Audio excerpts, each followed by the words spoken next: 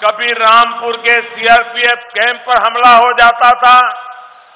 अक्सर इन हमलों के तार यूपी के अलग इलाके, दूर दूर तक इलाकों में जाते थे। देश की एजेंसियां बहुत मेहनत से उन हमलों में शामिल लोगों को पकड़ती थी, लेकिन वोट बैंक की अपनी सियासत की वजह से बुआ भी और बबुआ भी, उनकी सरकारें उनको छोड़ देती थी। साथियों, ये हमले किसके खिलाफ थे? ये हमले कौन करा रहा था? और क्यों सपा बसपा ऐसे लोगों पर मेहरबान थी? ये आज उत्तर प्रदेश का बच्चा बच्चा जानता है। साथियों, अब बीते 5 वर्षों से धमाके रुक गए कि नहीं रुक गए? बम बंदूक की आवाजें बंद हुई कि नहीं हुई? निर्दोष लोग मरना बंद हुआ कि नहीं हुआ?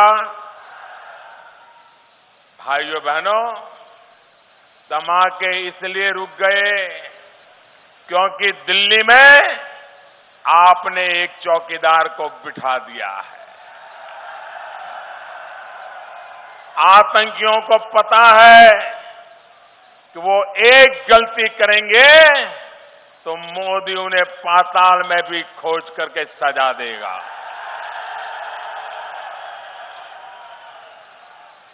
मोदी आतंक को वोट बैंक से नहीं तोलता, तभी आतंक के मददगार आज जेलों में बंद पड़े हैं। साथियों, शहीद अजीत सिंह हो, शहीद रिकू सिंह हो, शहीद मुकेश चंद हो, ऐसे हर शहीद ने सुरक्षित समृद्ध भारत के लिए ही अपने प्राण न्योछावर किए हैं। मुझे खुशी है कि भाई कंवर सिंह तंवर मेरे साथी ने इसी भावना के साथ अमरोहा में काम किया है। अपने प्रयासों से शहीदों की प्रतिमाएं लगवाई हैं और बेटियों के सामूहिक विवाह करवाए हैं। भाइयों और बहनों, देश को आगे बढ़ाना है तो हम सबको मिलकर साथ चलना होगा। कुछ लोग हैं जो देश को बांटने की कोशिश कर रहे हैं, अलग अलग जातियों के नाम पर खाई पैदा करने की कोशिश कर रहे हैं। ऐसे लोगों के स्वार्थ को समझिए।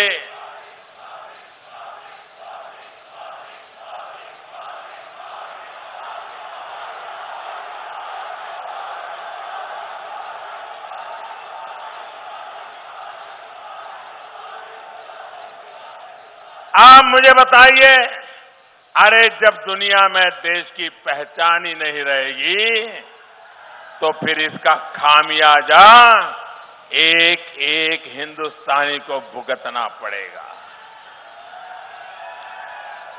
उत्तर प्रदेश की जनता ने 2014 में और फिर 2017 में ऐसी ताकतों को मुंह तोड़ जवाब दिया है।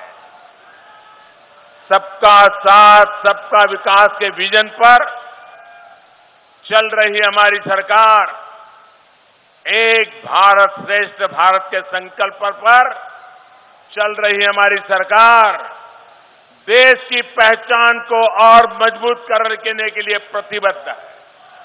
साथियों, आज जब मैं आपसे देश की पहचान की बात कर रहा हूं तो आपको कांग्रेस के कुछ और पुराने गुनाहों की भी याद दिलाना चाहता हूं।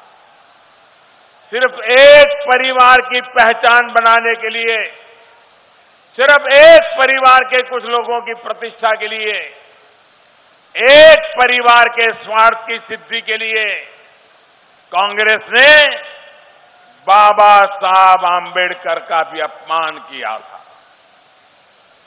कांग्रेस ने उन्हें चुनाव में हराने के लिए एड़ी चोटी का जोर लगाया था। देश के प्रति बाबा साहब आंबेडकर के योगदान को भुलाने की साजिश रची थी, क्योंकि बाबा साहब ने उस परिवार को चुनौती दी थी। इसलिए बाद की पीढ़ियों ने भी बाबा साहब से निरंतर बदला लिया। वो तो आज वोट बैंक की मजबूरी है जो कांग्रेस बाबा साहब का नाम लेना शुरू किया है, वरना वही कांग्रेस है जिसने दशकों तक उनकी फोटो तक संसद में लगने नहीं दी थी। ऐसी कांग्रेस को माफ कर सकते हैं क्या? ये उनके सारे साथियों को माफ कर सकते हैं क्या? उनके झूठे वादों को मान सकते हैं क्या? साथियों, उसी दौर में हमारे देश में एक और महान नेता हुए थे, जोगेंद्र नाथ मंडल। आपने शायद उनका नाम भी नहीं सुना होगा। आपने उनका नाम इसलिए नहीं सुना क्योंकि आजादी के बाद की कांग्रेस सरकारों ने उनके उन इतिहास को भी आपके सामने नहीं आने दिया। साथियों, जोगेंद्र नाथ मंडल बाबा साहब के बहुत करीबी साथी थे, कानून के बहुत बड़े विद्वान थे, लेकिन जीना के बहकावे में आकर बंटवारे के समय वो पाकिस्तान चले गए थे।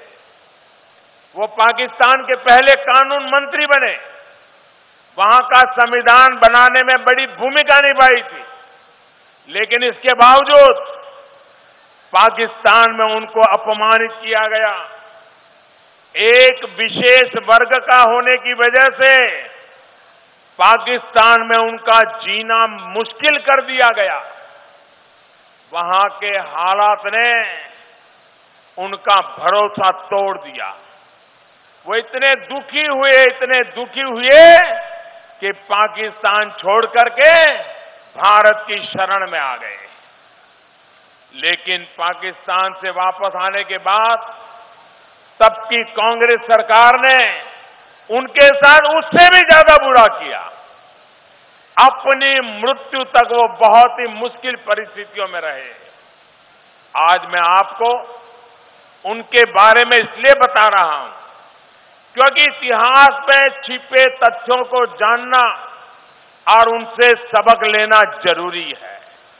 ये सबक ही आपके वर्तमान और भविष्य को मजबूत करेंगे। साथियों, बाबू जगजीवन राम जी के साथ भी कांग्रेस ने यही किया। आज उनकी जयंती पर बाबू जगजीवन राम जी को मैं नमन करता हूं। बाबू जगजीवन राम ने अपना जीवन गरीबों के कल्याण के लिए समर्पित कर दिया था। बाबू जी दो चीजें चाहते थे, एक मजबूत भारत और दूसरा लोकतांत्रिक भारत। अब हमने पाकिस्तान को उसकी हरकतों का मुंहतोड़ जवाब दिया था।